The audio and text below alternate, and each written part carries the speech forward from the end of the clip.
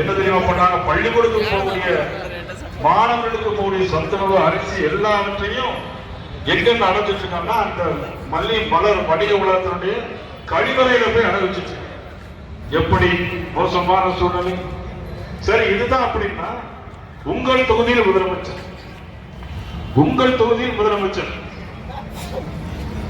உங்களோடு நான் அப்படின்னு ஒரு திட்டத்தை போட்டார்.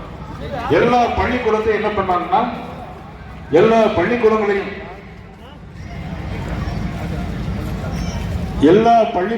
மூடிட்டு முதலமைச்சரே போய் அங்கே போய் 2024 14 நகராட்சியுடைய 13 பேர் ஆக வாய்ப்புள்ளது.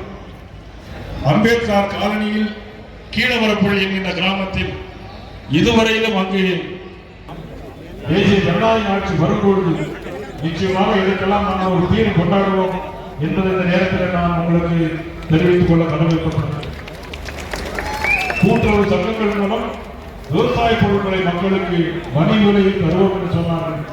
இதுவரையும் தரவில்லை. விவசாயத்துக்கு மரவள்ளி கிழங்கு, மஞ்சளுக்கு ஆதரவு விலை தருவோம் என்று சொன்னார்கள். இதுவரையும் அவர்கள் செய்யவில்லை. மாறாக பாதுகாப்பு நிறைய கொள்கைகள் இதே மாவட்டத்தில் விவசாயிகளுக்கு 1,70,000 பேருக்கு ஆண்டு 6,000 முதல் 432 கோடி ரூபாய் கொடுத்திருக்கிறார்கள். 23,000 விவசாயிகளுக்கு மண்ணட்டை பரிசோதனை செய்து கொடுத்திருக்கிறார்கள். 18,000 பேருக்கு பயிர் இன்சூரன்ஸ் காப்பீடு திட்டம் கொடுத்திருக்கிறார்கள். 11,000 ஹெக்டேர் அதில் கவர் பண்ணியிருக்கிறது. 23 மத்திய அரசுக்கு மணி விலை மறந்தது. இது எல்லாமே மத்திய அரசு சார்பாக கொடுக்கப்படுகிறது. பாதுகாப்பு நலேந்திரமோடி கொடுக்கிறார்கள். இதே மாவட்டத்தில் 83,000 பேருக்கு ஆயுஷ்மான் பாரத் திட்டம் ஆக மருத்துவ செலவுக்காக 83,000 பேர் கொடுத்திருக்கிறோம். இவ்வளவு நிகழ்ச்சிகள் நடந்திருக்கிறது. 3,000 வீடுகள் கட்டி கொடுக்கப்பட்டிருக்கிறது இதே மாவட்டத்தில். அந்த அளவிற்கு மத்திய அரசு நிறைய திட்டங்களை இங்கே தந்திருக்கிறது. இதெல்லாம் நான் செய்யறார்கள். பாதுகாப்பு நலேந்திரமோடி அவர்கள் தமிழக மக்களுக்காக இதெல்லாம் சாதாரண விஷயமாக அல்ல. ஆனால் முதலமைச்சர் சொல்கிறார் எதுவும் தரவில்லை. 3 முறை குஜராத் மாநிலத்துடைய முதலமைச்சராக இருந்தவர் 3வது முறை இந்திய நாட்டுடைய பிரதம அமைச்சராக வந்திருக்கிறார். அமெரிக்கா போனாலும் சரி, ரஷ்யா போனாலும் சரி, உலகின் மிகப்பெரிய விருதுகளை பெற்றிருக்கிறார். ஒவ்வொரு ஆண்டும் அமெரிக்கா, சவுதி அரேபியா, ஆஸ்திரேலியா அந்த நாடுகளுடைய சிறந்த உயரிய அந்த விருதுகளை பெற்றது நமது பாதுகாப்பு நரேந்திர மோடி அவர்கள். யாராலும் மறுக்க முடியுமா? 14 லட்சம் கோடி ரூபாய் தமிழகத்தில் தந்திருக்கிறார்கள். ஆனா நம்முடைய முதலமைச்சர் சொல்றார் ஒண்ணும் தரல சொல்லிட்டு நாங்க தொழிற்சாலைகளை கொண்டு வர போறோம்னு சொல்லிட்டு துபாயில இந்த மாதிரி சைக்கிள் ஓட்டிட்டு இருக்கிறோம். சைக்கிள் ஓட்டுற காட்சி நீங்க பாத்தீங்கன்னா அதுதான். எங்கு பார்த்தாலும் கஞ்சா, போதைப் பொருட்கள், பாலியல் வன்கொடுமைகள், 10 வயது குழந்தை முதல் 70 வயது பெண்கள் வரை ரோட்டில் நடமாட முடியாத ஒரு சூழ்நிலை இந்த ஆட்சியில் வந்திருக்கிறது. காவல்துறை முதலமைச்சருடைய கட்டுப்பாட்டில் இல்லை. டிஜிபி இல்லை. டிஜிபி போட முடியவில்லை இந்த ஆட்சி. ஒரு டிஜிபி கூட பொறுப்பாளர் டிஜிபியை காவல்துறை டிஜிபியாக நியமிக்க முடியாத ஒரு அரசு இன்னைக்கு தமிழ்நாட்டில் நடந்து கொண்டிருக்கிறது. 4 மாசம் ஆச்சு பாருங்க. நம்மளை விட அப்டேட்டா இருக்காரு. 4 மாசமா ஒரு டிஜிபியே போட முடியவில்லை. எப்படி சட்ட ஒழுங்கை பாதுகாக்க முடியும்? எப்படி பாலியல் வன்கொடுமையிலிருந்து மக்களை பாதுகாக்க முடியும்? 15% குழந்தைகளுக்கு எதிரான குற்றங்கள், 52% பெண்களுக்கு எதிரான குற்றங்கள், 7,200 கொலைகள் நடைபெற்றிருக்கிறது. இவருடைய 5 ஆண்டு கால ஆட்சி. சொன்னதை செய்வோம், செய்வதை சொல்வோம் என்று சொன்னார். அண்ணன் இபிஎஸ் அவர்கள் முதலமைச்சராக இருந்தார்கள். 11 மருத்துவக் கல்லூரிகளை கொண்டு வந்தார்கள் தமிழ்நாட்டில். 11 மருத்துவக் கல்லூரி, கிருஷ்ணகிரி மருத்துவமனை அண்ணன் இபிஎஸ் அவர்கள் கொண்டு வந்து கொடுத்தது யார்? பாரத நரேந்திர மோடி. எப்படி கொடுக்க முடியும்? ஒரு மத்திய அரசு ஒரு மாநில அரசோடு இணங்கி பணியாற்றினால்தானே முடியும். எதை எடுத்தாலும் மதசார்பை சொல்லிட்டு போலி மதசார்பையை கடைபிடிக்கின்ற திமுக அரசு இந்த ஆட்சி அகற்றப்பட வேண்டுமா வேண்டாமா? இந்த ஆட்சி அகற்றப்பட வேண்டும். கள்ளசாராயம் பெருக்கெடுத்து ஓடுகிறது. ஆட்சிக்கு வந்தால் தேனாரும் பாலாரும் ஓடும் என்று சொன்னார்கள். கள்ளச்சாராயம் பெருக்கெடுத்து ஓடி கள்ளக்குறிச்சியில இறந்து போறது 65 பேர். ஆனால் ஓசூரிலேயோ கிருஷ்ணகிரியிலேயோ ஒரு விவசாயம் பண்ணும்போது இறந்து போனால் அவர்களுக்கு எவ்வளவு தெரியுமா கொடுப்பாங்க? 2 லட்சம் 3 லட்சம். ஆனா கள்ளச்சாராயம் குடித்து இறந்து போனால் 65 பேருக்கு தலா 10 லட்சம் ரூபாய் கொடுத்து. அரக்கோணத்தில் 4 பேர் கள்ளச்சாராயம் குடித்து இறந்து போனார்கள். திருவண்ணாமலையிலே 10 பேர் கள்ளச்சாராயம் குடித்து இறந்து போனார்கள். யாருடைய ஆட்சி? மதிப்புக்குரிய முதலமைச்சர் அவருடைய ஆட்சி. இன்னைக்கு எங்கு பார்த்தாலும் சாலைகள், தங்க நாற்கரை சாலை என்று சொல்றோமே, நாடு முழுக்க சாலைகளை தந்தவர் வாஜ்பாய் அவர்கள். ஆனால் இவர்கள் ஒரு சாலைகள் கூட போடவில்லை. நமது கிருஷ்ணகிரி மாவட்டத்தில் 411 கிலோமீட்டர் கிராம சாலைகள் பிரதமர் நிதியிலிருந்து போடப்படுகிறது. எல்லா சாலைகளும் பிரதமர் நிதியிலிருந்து போடப்படுகிறது. ஆனால் இவர் எதுவுமே வரல, எதுவுமே வரல. அதுபோல 100 நாள் வேலை திட்டம், 100 நாள் வேலை திட்டத்தில் நேற்று திமுகவினர் தமிழ்நாடு முழுவதும் போராடுகிறார்கள். என்ன நியாயம் இருக்கிறது அதில்? இவருடைய ஆட்சி காலத்தில் 100 நாள் வேலை திட்டம் எப்படி நடத்தினார்கள்? திமுகவை சேர்ந்தவர்கள் அவரே போய் அவர்களே எழுதி கையெழுத்து போட்டு அவ்வளவு பணத்தை எடுத்துவிட்டு போய்விடுவார். பிறகு நிறுத்தப்பட்டது. இப்பொழுது சரிபார்க்கப்பட்டு 100 நாள் வேலை திட்டத்தை இப்பொழுது 125 நாட்களாக உயர்த்தி தந்தவர் நமது பாரத பிரதமர் நரேந்திர மோடி அவர்கள். ஆனால் இவர்கள் ஆட்சிக்கு வருவதற்கு முன்பு என்ன சொன்னாங்க? 100 நாள் வேலை திட்டத்தை நாங்கள் 150 நாள் வேலை திட்டமாக மாற்றுவோம் என்று சொன்னார். இப்பொழுது வேலை திட்டம் முடக்கப்பட்டிருக்கிறது என்று பொய்யான ஒரு போராட்டத்தை நடத்தி கொண்டிருக்கிறார். எவ்வளவு அக்கிரம் அதில், எவ்வளவு வேதனை அதில். இப்பொழுது என்ன சொல்லியிருக்கிறார் பாரத பிரதமர் சொன்னா, எல்லாரும் 100 நாள் வேலை திட்டம் பயோமெட்ரிக் முறையில் வேலைக்கு போகும்போது எல்லாரும் அவங்க ஃபிங்கரை கொண்டு அதில் வைக்கணும். அப்போ திருட்டுத்தனம் பண்ண முடியாது, பணத்தை திருட முடியாது, அதில் ஊழல் இருக்காது. ஊழல் இல்லாமல் 100 நாள் வேலை திட்டத்தை 125 நாளுக்கு உயர்த்தி கொடுத்து எல்லாருக்கும் அவங்கவுங்க அக்கௌண்ட்ல பணம் போயிடும். எல்லாருக்கும் அவங்க அக்கௌண்ட்ல டைரக்டா போயிடும். இதுல இடைத்தரகர்கள் இந்த பணத்தை எடுக்க முடியாது.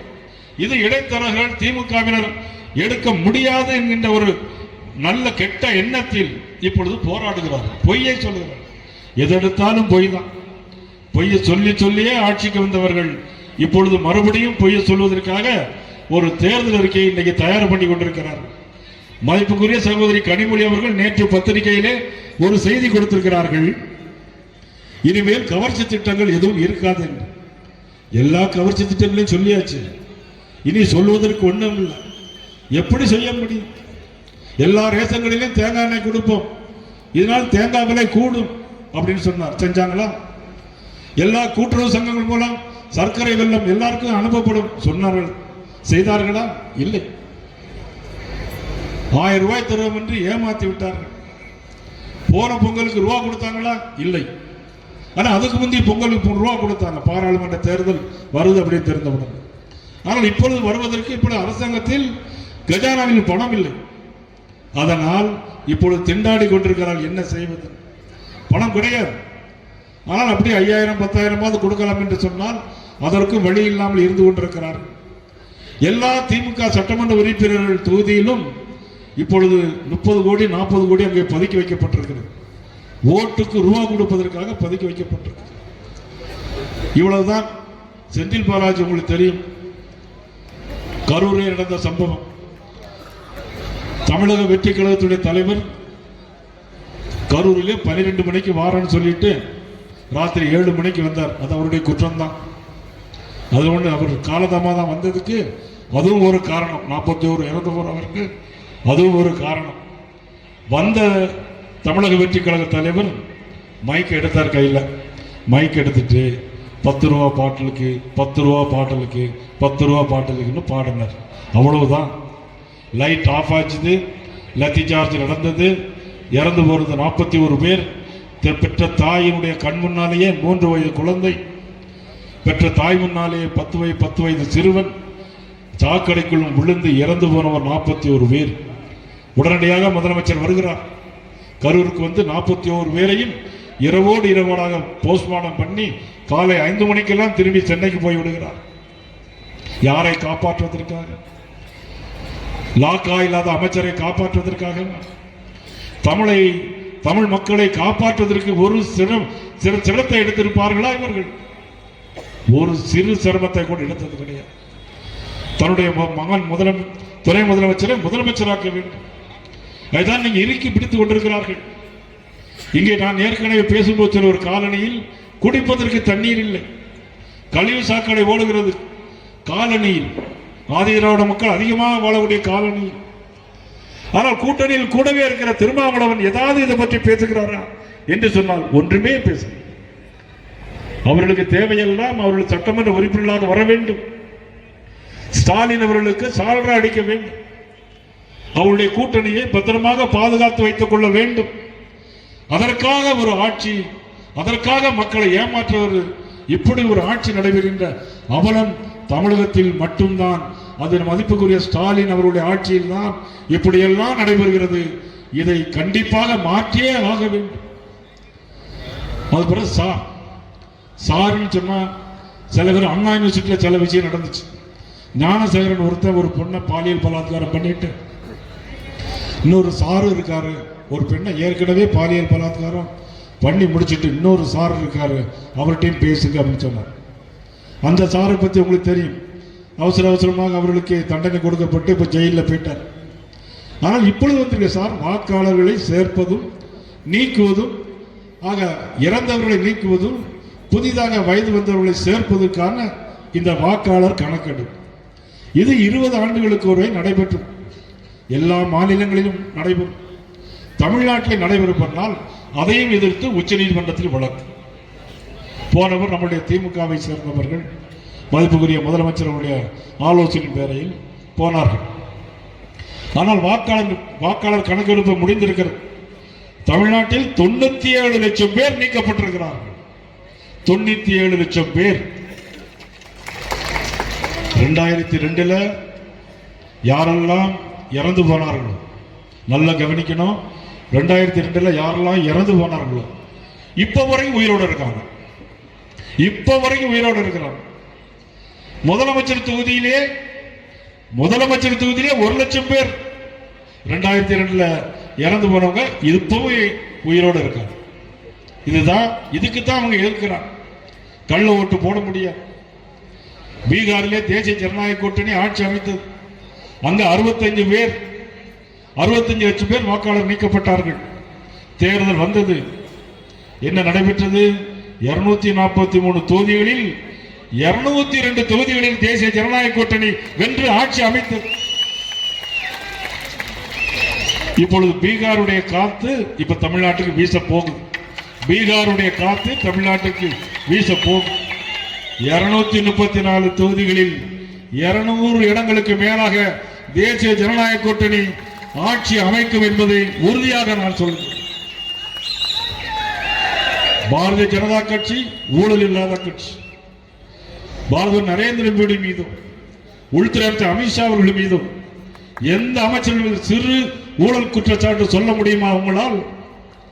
நாங்கள் சொல்ல முடியும். உங்களை பார்த்து 17 அமைச்சர்கள் மீது ஊழல் குற்றச்சாட்டு வழக்கு இருக்கிறது. இடி வழக்கு இருக்கிறது. என்போர்ஸ்மென்ட் உங்களோடு வழக்கு போட்டிருக்கிறது. ஒழுங்காக நீதிமன்றம் நடைபெற்றால், வழக்குகள் ஒழுங்காக நடைபெற்றால் 17 அமைச்சர்கள் உள்ளே போவது உறுதி. அதை நான் இந்த நாடு பார்க்க போகிறேன். பாரதிய ஜனதா கட்சி ஜனசங்கம் உருவான காலத்திலிருந்து உருவான இடம். மதிப்புக்குரிய சாம்பிரகாஷ் முகர்ஜி, அடல் பிகாரி வாஜ்பாய், லால் கிருஷ்ண அத்வானி அவர்கள் வழி நடத்திய கட்சி பாரதிய ஜனதா கட்சி. அனைத்து இந்திய அண்ணா திராவிட முன்னேற்ற கழகம் புரட்சித் தலைவர் எம்ஜிஆரால் உருவாக்கப்பட்ட அற்புதமான இயக்கம். வாழ்ந்தவர் கோடி, மறைந்தவர் கோடி, மக்கள் மனதில் வாழ்கின்ற மாபெரும் தலைவர் எம்ஜிஆர் உருவாக்கிய அற்புதமான இயக்கம் அண்ணா. இன்னைக்கு 2 கட்சிகளும் ஒன்றாக இணைந்திருக்கிறது. பாராளுமன்றத்தில் ஒன்றாக இணைந்திருந்தால் 39 இடங்களுக்கு 32 இடங்களில் வெற்றி பெற்றிருக்கு. 32 இடங்களில் வெற்றி பெற்றிருக்கு. சரி, நடந்தவை நடந்தவாக இருக்கட்டும், நடக்க போவது நல்லதாக இருக்க வேண்டும் என்பதற்காகத்தான் இந்த நிகழ்வு. இந்த தேசிய தமிழகம் தலைநிமிர தமிழனின் பயணம். திமுக ஆட்சிக்கு வந்த பிறகு பல முறை உச்ச நீதிமன்றத்தில் போயிருக்கிறார்கள். இன்றைக்கு எக்கனாமிக்ஸ் டைம்ஸ் என்ற பத்திரிகையில் இன்னைக்கு திமுகவை கிளின்னு கிழிச்சிருக்கிறாங்க. எக்கனாமிக் டைம்ஸ் பத்திரிகையில் எதுக்கு எடுத்தாலும் உச்ச நீதி போடுறது. நீட் தேர்வு, அனிதா ஒரு பொண்ணு இறந்த பிறகு ஆட்சி பண்ணார்கள். ஆனால் நீட் தேர்வு உச்ச நீதிமன்றம் போனது, வழக்கு திருப்பி வந்திருக்கிறார். வக்ஃபோர்டு காமெடி கேஸுக்கு போனாங்க உச்ச நீதிமன்றத்திற்கு, ஒன்றும் நடக்கல. இன்னைக்கு திமுக திருப்பி வந்திருக்கிறது. இந்திய குடியுரிமை சட்டம், இதனால் இஸ்லாமியர்களுக்கு பெரும் பாதிப்பு என்று சொன்னார்கள். குடியுரிமை சட்டம் என்று இத்தனை ஆண்டுகள் ஆகியும் ஒரு இஸ்லாமியர்களுக்கு கூட பாதிப்பில்லாத கட்சி, ஆண்ட கட்சி பாரதிய ஜனதா கட்சி என்பதை நான் இந்த நேரத்திலே தெரிவித்தேன். நீங்கள் இன்றைக்கு போலி மதச்சார்மையை கடைபிடிக்கிறீர்கள். கிறிஸ்துமஸ் விழா நேற்று, இன்று நாங்களும் கிறிஸ்துமஸுக்கு வாழ்த்து சொல்கிறோம். நேற்று கிருஷ்ணகிரியில் நாங்கள் போகும்போது ஒரு சர்ச்சில் இறங்கி எங்களுக்கு கேக் கொடுத்தார்கள். நாங்கள் அவர்கள் வாழ்த்து சொன்னோம். நான் ஜெருசலேம் போயிருக்கிறேன், பெத்லகேம் போயிருக்கிறேன், மெக்காவுக்கு அருகில் இருக்கிறேன், ஜித்தா நகர் வரையிலும் போயிருக்கிறேன். மெக்காவில் முஸ்லிம் அல்லாதவர்கள் போக முடியாது, போகக்கூடாது. ஆனால் 10 கிலோமீட்டர் எங்கே ஒரு இடம் இருக்கிறது, அதுவரையிலும் நான் போயிருக்கிறேன். ஆனால் நாங்கள் உண்மையான மதச்சார்பின்மை கடைபிடிக்கிறோமா? நீங்கள் போலி மதச்சார்பின்மையை கடைபிடிக்கிறீர்களா? தீபாவளிக்கு வாழ்த்து சொல்ல தயாரா? நம்முடைய முதலமைச்சர் தீபாவளிக்கு வாழ்த்து சொல்லுவாரா? சொல்ல மாட்டார், சொல்ல மாட்டார். இப்படிதான் அவருடைய ஆட்சி இருந்தது. சார், இப்ப நான் பேசினேன், அதை எடுத்து உச்ச நீதிமன்றம் போனார்கள். திருப்பரங்குன்ற வழக்கு உயர் நீதிமன்றத்துக்கு போனார்கள். இன்னைக்கு வந்திருக்கிறது. இதெல்லாம் இன்னைக்கு எக்கனாமிக்ஸ் டைம்ஸ் பத்திரிகையில இன்னைக்கு பாத்தீங்கன்னா, பத்திரிகையில இந்த பத்திரிகையை பாத்தீங்கன்னா எக்கனாமிக்ஸ் டைம்ஸ்ல எத்தனை முறை உச்ச நீதிமன்றத்திற்கு போய் வழக்கு திரும்பி வந்திருக்கிறது என்பதை நீ பார்க்கலாம். அதே மாதிரி தான் திருப்பரங்குன்றத்திலே பூரண சந்திரன் அவன் இறந்து போனது ஒரு அமாவாசை தினம். ஒரு பூரண சந்திரன் அமாவாசையில் மனம் உழன்று திருப்பரங்குன்றத்தில் தீபம் ஏற்ற முடியவில்லையே. திருவண்ணாமலை நாம் எவ்வளவு சுந்தரமாக ஏற்றுகிறோம். ஒரு திமுக குடும்பத்தை சேர்ந்தவர், அவர் தன்னுடைய உடலிலே தீ வைத்து திருப்பரங்குன்றத்தில் போய் அங்கே கோயில் முன்னால் போய் இறந்தால் புனிதம் கெட்டுவிடும் என்பதை உணர்ந்து கடவுள் மறுப்பு கொள்கையில் உள்ள பெரியாருடைய முன்னாலேயே போய் தன்னுடைய உடலை மாய்த்து கொண்ட அந்த மாவீரன் தீபத்தூன் பூரணச்சந்திரன், அவருடைய ஆவி நிச்சயமாக இவளெல்லாம் சும்மா விடார். நிச்சயமாக இவளெல்லாம் சும்மா விடார். அந்த அளவிற்கு ஒரு மோசமான ஆட்சி இன்னைக்கு நடைபெற்று வந்து கொண்டிருக்கிறது. எதை எடுத்தாலும் முரண்பாடு, மத்திய அரசோடு மோதல் போக்கு. எப்படி நாட்டில் நன்மை நடைபெற முடியும்? சட்டம் ஒழுங்கு சரி கிடையாது. லாக்அப் டெத் மரணம் சாத்தாங்குளத்தில், எங்க மாவட்டத்தில் சாத்தாங்குளத்தில் லாக்அப் டெத் மரணம் இறந்த பிறகு அதை வைத்தே நாள் முழுவதும் ஆடிக்கொண்டே இருந்தார்கள். ஆனால் இன்னைக்கு 42 லாக்அப் டெத் மரணங்கள், மரண ஓலங்கள் எங்கு பார்த்தாலும் கொலைகளும் கொள்ளைகளும் அவ்வளவு நடைபெற்றிருந்த ஆட்சி நிச்சயமாக அகற்றப்பட வேண்டும். நீங்கள் அனைவரும் ஒன்றுபட்டு அதில் ஆதரிக்க வேண்டும் என்று உங்களை எல்லாம் அன்போடு கேட்டுக்கொண்டு, ஓசூர் நகரத்தில் இவ்வளவு அளிமையான ஒரு அமைதியான ஒரு மண்ணில் இப்பொழுது தென்றல் வீசிக்கொண்டிருக்கிறது. பனிக்காற்றும் தென்றல் வீசிக்கொண்டிருக்கிற இந்த அற்புதமான வேளையில் உங்களை எல்லாம் சந்தித்து இந்த தமிழகம் தலைநிமிர இந்த தமிழரின் பயணத்தில் உண்மையிலே நான் அனைவருக்கும் நன்றி சொல்ல கடமைப்பட்டிருக்கிறேன். அண்ணன் இபிஎஸ் அவர்கள் மக்களை காப்போம், தமிழகத்தை மீட்போம், அது அதிமுக. பாரதிய ஜனதா கட்சி தமிழகம் தலைநிமிர தமிழனின் பயணம். தமிழன் தலை நிமிர வேண்டும் தமிழகம். அதே நேரத்தில் மக்களை மீட்டெடுக்க வேண்டும். இனி ஒரு தடவை இந்த ஆட்சி தொடர்ந்தால், இனி ஒரு தடவை திமுக ஆட்சி இந்த மண்ணில் தொடர்ந்தால் யாரும் நிம்மதியாக வாழ முடியாது, யாரும் வாழ முடியாது. திமுக அராஜக மட்டூழியம் எல்லோருமே எல்லை மீறி போய்விடும். ஆகவே இந்த ஆட்சியை அகற்றுவதற்கு தேசிய ஜனநாயக கூட்டணியில் இந்த ஓசூர் இந்த பகுதியில் ஓசூர், தளி, வேப்பனகண்ணி இந்த 3 தொகுதிகளிலும் போட்டியிடுகின்ற வேட்பாளர்கள் அது இரட்டைலை சின்னமாக இருக்கலாம், தாமரை சின்னமாக இருக்கலாம். எந்த சின்னம் என்பது முக்கியமல்ல, யார் ஆட்சியில் வர வேண்டும் என்பது முக்கியம்.